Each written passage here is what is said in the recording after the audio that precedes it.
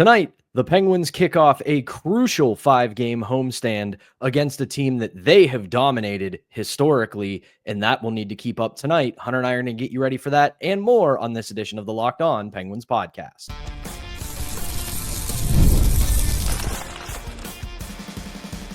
You're Locked On Penguins, your daily podcast on the Pittsburgh Penguins, part of the Locked On Podcast Network, your team every day. Hello and welcome back to another edition of the Locked On Penguins podcast. I'm one of your hosts, Patrick Damp. You can follow me across all social medias at synonym for wet. Joined as always by my partner in crime, my co-host, the one and only Hunter Hodes. You can follow him on Twitter at Hunter Hodes. You can follow our show's Twitter account at LO_Penguins. And of course, we appreciate you making us part of your daily routine. Don't forget that we are free and available wherever you get your podcasts, as well as YouTube. Plus, if you follow us on YouTube, don't forget to hit the notification button so you can be among the first to know when we drop our daily Monday through Friday episodes. Before we get started today, today's episode is brought to you by FanDuel. You can start the season with a big return on FanDuel. New customers can place a $5 bet and get started with $200 in bonus bets if you win your first $5 bet. Visit FanDuel.com to get started. Hunter, tonight is a big start for the Penguins. They have a 5-game homestand in what is going to be a very challenging January for this team, especially as they continue to push their way back into the playoff picture as they currently are fighting to get the second wild card spot. And tonight will be a game that kicks off a 5-game homestand before they hit the road for 7 road games. And it begins with a team that they have historically dominated. It is a team that we call almost affectionately their little brother in the Columbus Blue Jackets. And just to set the table for how important this game is and what the Penguins have been able to do against the Blue Jackets for the last 10 years, the Penguins right now have a 15-game home winning streak against the Blue Jackets. It dates all the way back to December 21st of 2015. And during this winning streak, they have outscored Columbus 61-30, and they have scored 3 or more against the Blue Jackets in 14 of those 15. So this is a team that when they come to PPG Paints Arena, or considering how far back this streak lasts, Consol Energy Center, the Penguins beat them down when they come to Pittsburgh. And given how these two teams had their first matchup go a couple of months ago, Columbus winning 6-2 against the Penguins at Nationwide Arena in Columbus, not only do the Penguins need to get these 2 points because they want to continue their dominance over the Blue Jackets, but the Blue Jackets have very quietly pushed themselves back into the playoff picture, just like the Penguins have themselves. They are just 1 point behind the Penguins in the standings with 40, and the Penguins and Blue Jackets have essentially identical records going into this one. The Blue Jackets are 17-17-6. The Penguins 17-17-7. So these are two teams who, as of late, have been on a very parallel track, but the Penguins need to do what they have been doing for the last 10 years, and that is beat up on the Blue Jackets when they come to Pittsburgh. Honestly, Pat, it kind of goes back even further than that with 10 years. Here in Pittsburgh, the Penguins, they only have 4 losses to the Blue Jackets in franchise history, regular season, 23-4, dating back to the 2000-2001 season. So again, this goes back 2+ decades with how the Penguins have dominated the Blue Jackets in Pittsburgh. The Penguins have also really dominated them the last 4 to 5 years. They are 11-1-2 against the Blue Jackets in their last 14 games. That one regulation loss earlier this season when the Penguins played like absolute crap up in Nationwide Arena. They were down 2-0. They come back to tie it. It's looking like, it's going to be another classic Penguins come from behind win against little brother. Nope. Tristan Jarry allows a really bad goal to make it 3-2 Columbus. And then the Penguins look like it just quit on the game after that. 4-2, 5-2, and then 6-2. That's easily one of the worst losses of the season. They played like absolute crap in that game. The Penguins went 3-0-1 against the Blue Jackets last year. Again, they continue to play really well. But, That's all good for history, but you got to throw that out for this game because the Blue Jackets are playing some pretty solid hockey this year. Better hockey than I expected out of them, considering that I really didn't think they were going to be that good when I looked up and down this roster. But to their credit, Zach Werenski, their number one defenseman, he's having an incredible year. 45 points in 40 games. Kirill Marchenko, remember, he was a healthy scratch for the Blue Jackets at times last year, especially against the Penguins. He already has 17 goals, 43 points in 40 games. Also, Sean Monahan, he has 40 points in 40 games. Those are by far their three best players this year. They're getting contributions from Ken Johnson, Cole Sillinger, Voronkov as well. You got Provorov making some contributions in there. Adam Fantilli has 8 goals. But their main three guys you have to watch out for are Werenski, Marchenko, and Monahan. They have been awesome for them all year. Where the Penguins, though, will have an edge, even though their goaltending still isn't that good, is in goal. Columbus has gotten some rotten goaltending this year, man. You look at all three netminders this year. Merzlikins, he has started the majority of the games, 26 out of 40, 13 and 10 and 3, 3.18 goals against average, 888 save percentage. You would then have Tarasov, he has an 857 save percentage, and then Jet Greaves, 890. They have a combined team's save percentage of 880 this year. That's worse than the Penguins, Pat, which says something because the Penguins, let's face it, their goaltending, when you look at the weaknesses of this team, they're playing their own zone, goaltending, a few other things. I would put goaltending, 1A, 1B up in there in terms of their biggest issues this season. I'd probably argue it's 1A, considering that they have made at least some changes to the way they play in their own zone. I would put the goaltending at 1A, defensively at 1B. But the fact that the Penguins have the goaltending edge in this game should tell you something. So the Penguins will have a pretty good opportunity to score a lot of goals tonight, considering Columbus's goaltending. So they need to take advantage of that. Again, another fast start is needed. I want to see a start like you had against Carolina. The Penguins blitzed the Hurricanes in the first period of that game. It was obvious the Hurricanes weren't ready to play. You need to have something like that in this one. But the kicker is you need to sustain that. When a team tries to push back like the Hurricanes did, you need to be able to push back to their pushback, because the Penguins weren't able to do that in that game against the Hurricanes, and they were just bullied, pushed around in that second period. They basically spent no time in the offensive zone that entire period. You need to be able to do that if a team, doesn't matter who it is, pushes back and starts carrying the play. So if, for example, the same thing happens tonight where the Penguins blitz them in the first period and then Columbus starts pushing back a little bit in the second period, I want to see the Penguins really be able to push back and be more consistent, because they need to start stringing together way more 60-minute efforts if they want to get that second wildcard spot in this pretty average Eastern Conference. Right. It's a soft Eastern Conference, but like I said on the show yesterday, when you're in that scenario, it means there are a lot of teams competing for only a handful of spots. And right now it's essentially 4 or 5, maybe even 6 teams that are battling for the first and second wild cards. So it is leaving you not a lot of margin for error, especially if you have a bad week or two. And like you said, what you got to look out for tonight, if you're the Penguins, when the Blue Jackets come to town, is that top line. You went over Voronkov, Monahan, and Marchenko. The three of them have been producing extremely well, carrying this team offensively, along with their top defenseman in Werenski. So this is a team that gets contributions from, they are getting help up and down the lineup, but the vast majority of their offense is coming from those 4 players. So you have to be able to neutralize them. Couple that with 2 other things. Something you mentioned, the goaltending really isn't going to matter who they start tonight, because none of them have been playing well, as you went over. And then the other thing that I was saying to you before we started the show, the Columbus Blue Jackets are darn near unbeatable at Nationwide Arena.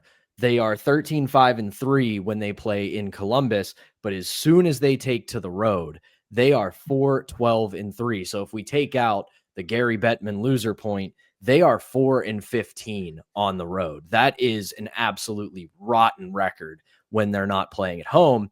They're obviously not playing at home tonight. They're coming to PPG Paints Arena. You couple that with some subpar goaltending, and just like we were saying with Carolina, For whatever reason, the Penguins have a curse when they go play in Raleigh. They cannot find a way to win when they go to Raleigh. You look at Columbus, it's even more pronounced when they come to Pittsburgh. This is a house of absolute horrors to them. So put that together with the way they started against Carolina. If you bring that into tonight's game, very easy for Columbus's mentality to switch to, oh boy, here we go again. We're in Pittsburgh. We can't win here. You have to take advantage of that if you're the Penguins. Right. And you also look at the Penguins' home and road splits, Pat.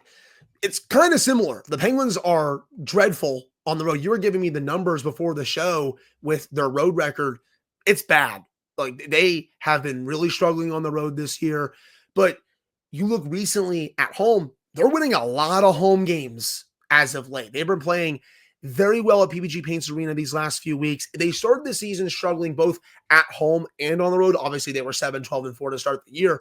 But as of these last few weeks, especially, they are playing great at PPG. And you are going to need to carry that throughout this 5-game homestand. A lot of good teams are coming in. Edmonton later this week, Tampa Bay, Ottawa obviously is a huge game a bit later on. So you need to carry that good play at home into all of these games because, especially for this one, because they have really struggled against Metro teams this year, man. 3-7-2. That, I believe that is the worst mark in the Mike Sullivan era for his team against Metro teams. The Penguins usually play the Metro, I would say, fairly well, at least average to good. They're usually able to get at least a split with most of the teams, well, outside of Carolina and New Jersey, but they're usually able to get about a split, if not better, with almost all the other teams, even the Islanders, the Capitals, the Flyers, the Blue Jackets, of course. But this year, it's been tough sledding against the Metro teams. So that needs to change ASAP. It does, but I will also add this caveat that a little over a decade ago, when the Metropolitan Division was created after a lockout season, this division has been an absolute slugfest since it began. Yeah. It is not an easy division. Welcome to Pittsburgh, where we have our hockey team in one of the most competitive divisions and our football team in one of the most competitive divisions. There are no easy games when we play the old foes, but Penguins. And again, the Penguins 11-7-2 at PPG, 6-10-5 on the road. Pretty similar to Columbus, isn't it? These are two teams that are absolutely mirroring each other at this point in the regular season. But Penguins and Blue Jackets tonight, 7:00, PPG Paints Arena kicks off a 5-game homestand. Obviously, we will be back tomorrow to recap that game, however it goes. But that is going to do it for the first segment. When we come back, we are going to spend a good amount of time in the rest of the show. Since we are officially at the halfway point of the season, the Penguins have played 41 games. We're going to give our thoughts on where this team is, where it's going, and everything in between through the first 41 games of the season. And we will do that when we come back. But first, we've got to tell you about our first sponsor, and that is FanDuel. From big upsets to game-winning drives, the NFL playoffs are better with FanDuel. Right now, new customers can bet $5 and get $200 in bonus bets guaranteed. That's $200 in bonus bets, win or lose. The FanDuel app gives you everything you need for live bets, same-game parlays, and so much more. That is going to happen this weekend. It's wild card weekend. A lot of football to be played from Friday to Monday, so you'll have so many opportunities to bet on everything you want to bet on in the NFL playoffs. Just visit FanDuel.com to join today and get started with $200 in bonus bets. That's FanDuel.com. Make this NFL playoff season unforgettable with FanDuel, an official sportsbook partner of the NFL. All right, welcome back. It is the Tuesday edition and the halfway mark edition of the Locked On Penguins podcast. And like I said, 41 games have been played. Tonight will be game 42. So we are officially at the halfway point of this season. Dear God, it's flying by. It feels like we were just talking about training camp 5 minutes ago, and here we are. But let's do it this way, Hunter. Let's eat our vegetables first, and then when we finish the show, we'll have our dessert and talk about the good things.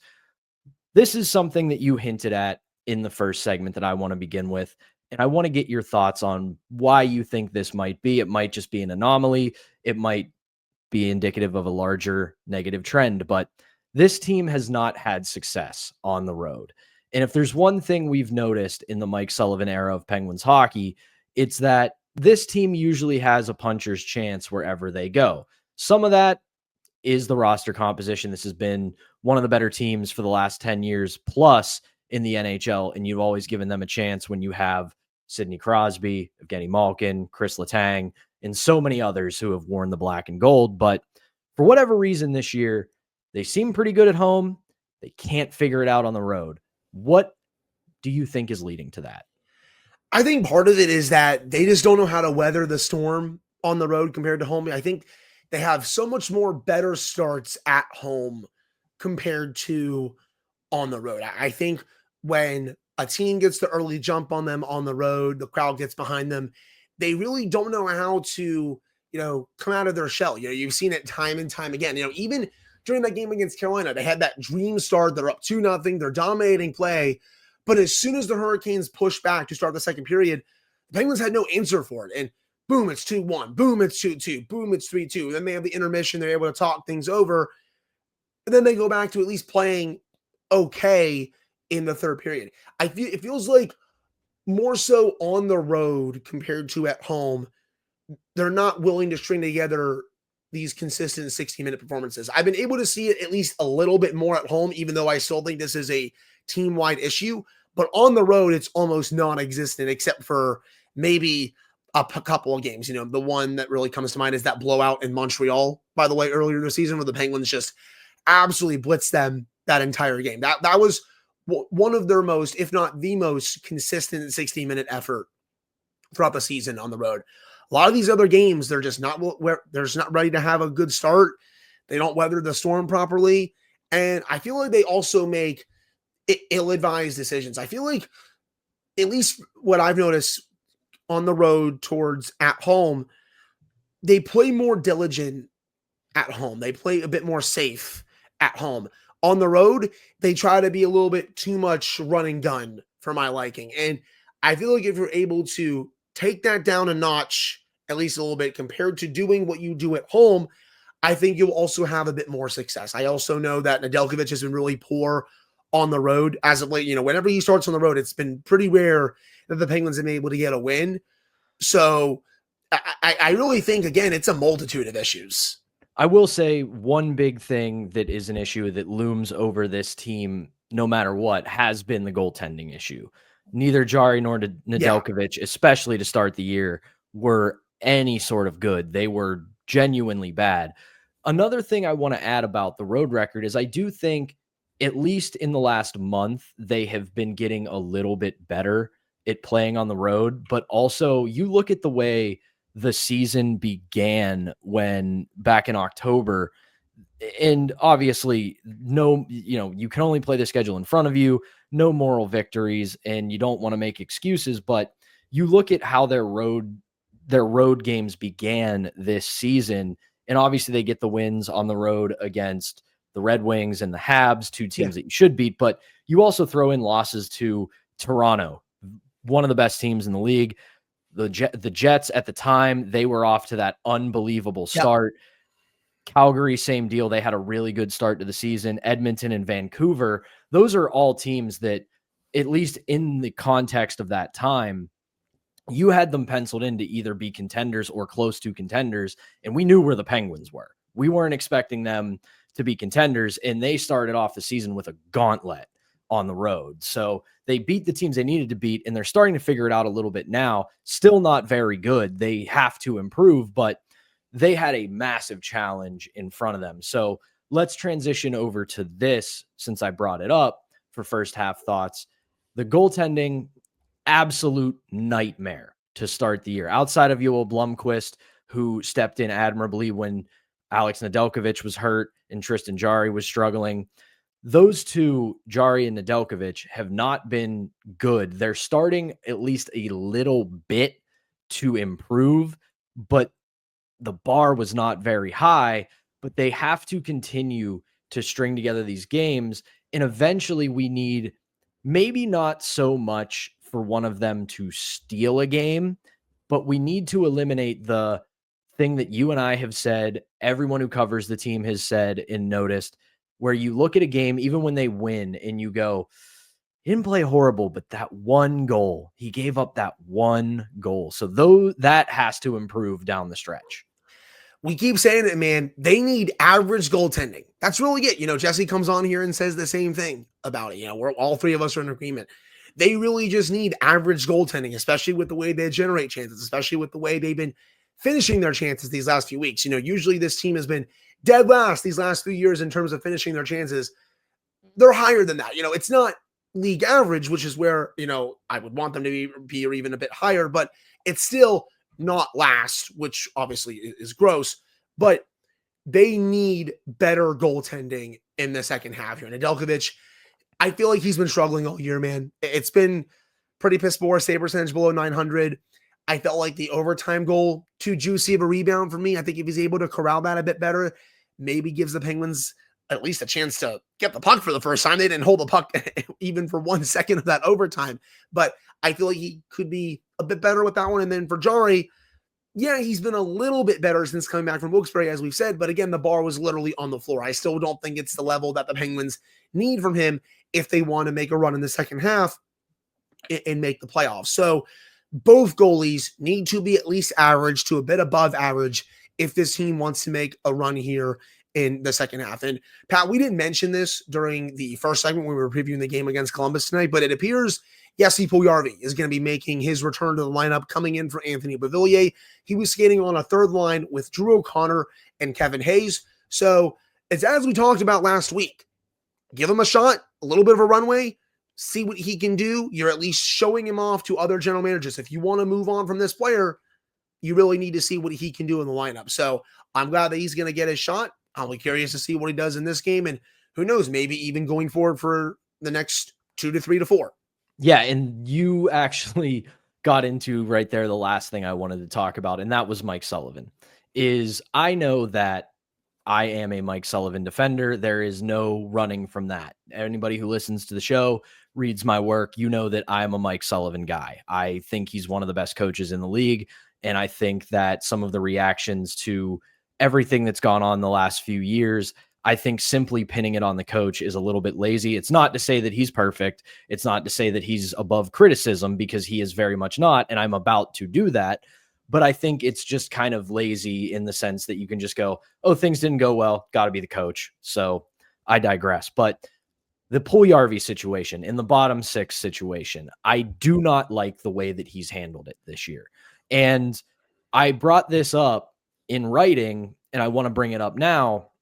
When it comes to Puljujarvi, I understand and agree with the sense that he makes a lot of maddening decisions away from the puck. He is not the most cerebral hockey player that has ever existed. There's a lot of sloppiness in his game, but when you have a guy like him, who you are basically putting a one strike and you're out policy for him, where he gets in, he plays okay for a couple of games, makes a mistake in the last one, and you yank him for 5 to 10. But you keep a guy like Drew O'Connor in the lineup, who I understand, different player, different scenario, but 30 games plus without a goal, and you have expectations for him to fit into the top six or at least the middle six, and he's not producing, and you keep playing him while you let a guy like Puljujarvi wither away in the press box, it just doesn't make sense to me. And they said at the start of the year, a lot of performances are going to dictate playing time. Well, you didn't give him enough time to play, and you pulled him out every time he made a mistake. Meanwhile, a guy like DOC, who I love, struggled mightily and just continued to be thrown out there every night. Well, and the same thing happened, with Matt Nieto when he came back. And I was fine with giving him a little bit of a runway to see what he can do coming off that major injury.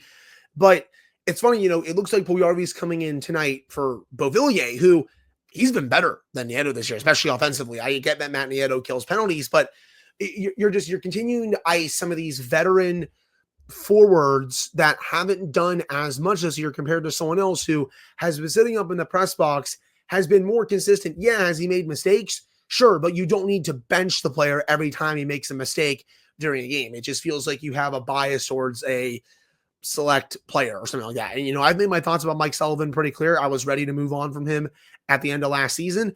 I think if they missed the playoffs at the end of this season, I wouldn't be surprised if they did move on again. I also, funny to say, I wouldn't be surprised if they also kept him, considering the way that Kyle Dubas and the ownership group have talked about him. But so those are just my thoughts on that situation, Mike Sullivan and all that.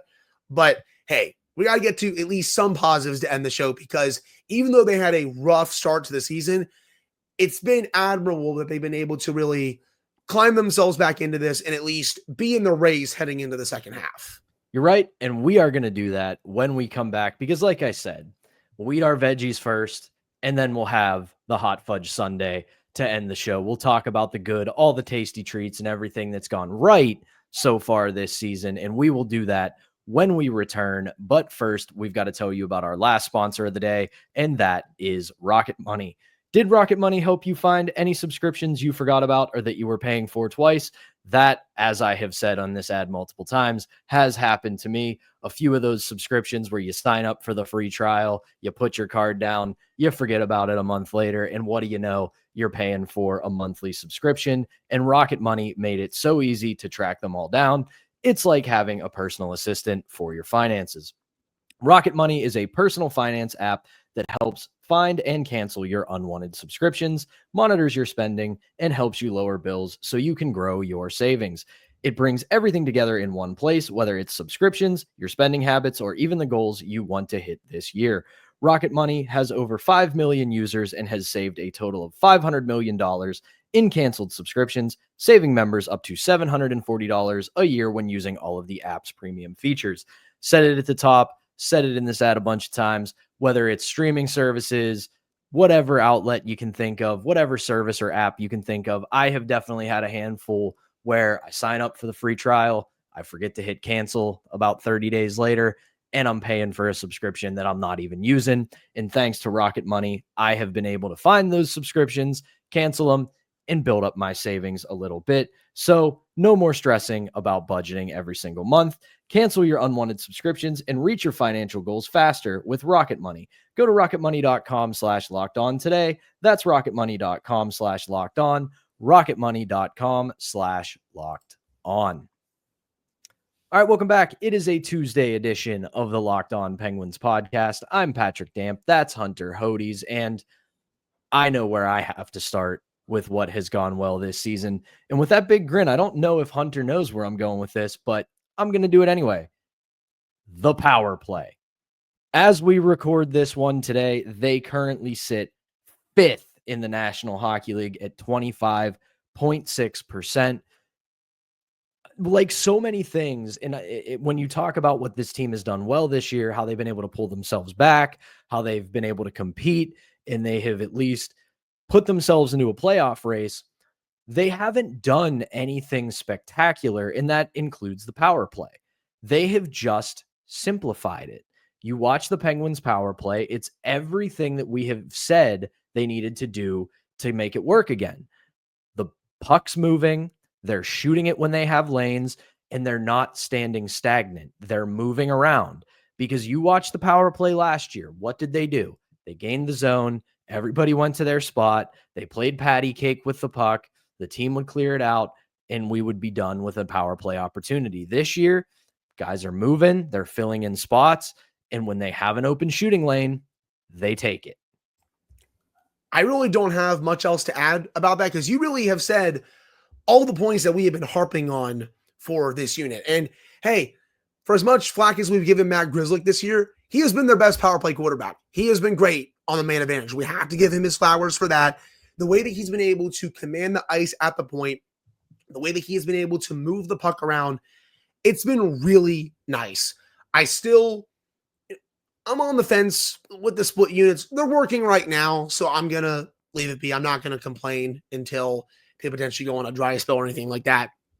But Grzelcyk's been awesome. They also have that net front presence that was really lacking last year. They weren't using the net front presence at all and taking away the goalie's vision when a shot was coming through. They're doing that a lot more this year, and it's no wonder why it's leading to great results on the man advantage. Another thing I really want to highlight that's a big positive for the first half, How about Ricard Raquel leading the team in goals with 18? He is probably going to finish with 30 plus goals this year if he keeps this up and he stays healthy. He has been fan-freaking-tastic. I know we had our takes over the summer. Oh, they could look to move him. That contract is not the greatest. He didn't have a good year. Well, I'm glad they didn't, and I'm glad he has shut me and both of you up because he has been by far one of their three, in my opinion, one of their three best players this season. Whenever they've needed a goal, he has provided it. He's been outstanding at 5-on-5, been great on the power play. I can't say enough about how he's playing right now. Yeah, he's going to have some value at the trade deadline, though I would be cautious about moving him because I feel like you can maybe get even more of a king's ransom for him during the summer when teams are looking for even more scoring and when the salary cap goes up, by the way. And also, especially if he finishes this year with 30 plus goals, his value is only going to continue to get higher. So as of right now, I personally would not move him at the deadline unless you can get a team to really overpay for him. But I think right now that's kind of unlikely. But he's been awesome. Obviously, Pat, the play of Sidney Crosby once again this year. He's been fantastic. It's been a little bit of a slow start, but again, 11 goals, 42 points in 41 games, over a point per game. Evgeny Malkin, only 8 goals this year, 32 points in 41 games. That's still very respectable for a second-line center. You knew that really hot start wasn't going to fully stick, but as long as he's right around where he is right now for the age that he's at, I will gladly take something like 32 points in 41 games. And of course, Brian Rust, 15 goals, 29 points in 34 games. I mean, he's been a rock all year for this team. And we should give our flowers to Erik Karlsson as well. Really rough first month. You could tell he really wasn't healthy, if we're being fully honest. You could tell that injury was really hampering him. He wasn't even driving offense for the first half of that month. Well, not even the first half of the month, excuse me. He wasn't even driving offense for that first entire month of the season. But after that month went away and that game against Vancouver really came around, he's turned into a completely different player. And these last 5 to 6 weeks, this is the level that I've been wanting to see from Erik Karlsson on a more consistent basis. He has been, at least during this time, their best defenseman. And also, I would say Chris Letang as well. So those are some big positives. The way they played in their own zone, they fine-tuned some things at least a little bit. It's kind of been a tale of two halves with this first half. 7-12-4 to start. You had a 9-3-1 run after. Then, you've had a little bit of mixed results since then. But they're looking like the team that I thought they were going to be heading into the season. An average team that's hanging around the playoff bubble that I still think is ultimately going to miss by 2 to 3 points. But this is exactly where I thought they would be heading into the season. They're just an average team. Yeah, and I don't have a ton to add on all that. I agree with most of it. The one thing that I want to add on about Brian Rust that I think is flying under the radar a little bit when it comes to his game this year, he leads the team in game-winning goals with 4. So when you need somebody, Brian Rust is there. The guy has been the consummate professional. He is a great success story for development within the organization for everything he's turned into. Just a phenomenal player. And the last thing I will add on to what you said, especially about the way they've played lately, it has nothing to do with statistics. It has nothing to do with X's and O's. It has everything to do with mentality and intangibles. This team has found heart and fight. For the last month and a half, they are battling, they're playing hard, and it's similar to something that you and I talked about when they were going through it at in November. They look like they're enjoying the game again. Their game in October and November was utterly joyless. It looked like they were showing up to a job they hated, punching in at 9, punching out at 5, going home and not caring about work.